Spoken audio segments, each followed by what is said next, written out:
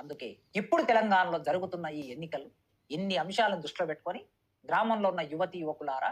మీరు ఆలోచించండి, చైతన్యంగా ఆలోచించండి, బుర్రబెట్టి ఆలోచించండి, భవిష్యత్తును దృష్టిలో పెట్టుకొని ఆలోచించండి. ఒక్కరోజు బాటిల్ కోసమో 500 1000 డబ్బుల కోసమో కాకుండా యువతి యువకులారా, మండే రక్తం ఉన్న మీరు, ఆలోచన శక్తి ఉన్న మీరు మిగతా సమాజాన్ని కూడా, గ్రామంలో ఉన్న ప్రజల్ని చైతన్యం చేసి నిలదీయండి. ఓట్ల కోసం మీ ఇంటికి వచ్చే వాళ్ళు మొన్నటి వరకు సర్పంచ్ ఉన్న వాళ్ళే మళ్ళీ పోటీ చేయవచ్చు, కొత్త ముఖాలు కూడా పోటీ చేయవచ్చు. మనిషిలో ఒకటి చూడండి, విలువలున్న మనిషి సర్పంచ్గా పోటీ చేస్తున్నాడా లేదా, ఆ మనిషికి విలువలు ఉన్నాయా లేదా, ఆ మనిషి చదువుకున్నాడా లేదా, ఆ మనిషికి జ్ఞానం ఉందా లేదా, అందరిని సమానంగా చూడగలుగుతాడా లేదా, గ్రామాన్ని నాయకత్వం వహించి నడిపిస్తాడా లేదా, అభివృద్ధి చేస్తాడా లేదా, ఈ విషయాల చుట్టే ఆలోచించండి తప్ప ఆ మనిషి కులాన్ని బట్టి, ఆ మనిషి మతాన్ని బట్టి, ఆ మనిషి దగ్గర డబ్బును బట్టి, ఆ మనిషి చేసే రాజకీయాలను బట్టి కాకుండా ఒక మంచి మనిషిని గ్రామ సర్పంచ్గా ఎన్నుకొని ఈ ఎన్నికల్లో మీరు ఉత్తమ పౌరులుగా వ్యవహరిస్తారని కోరుకుంటున్నాను.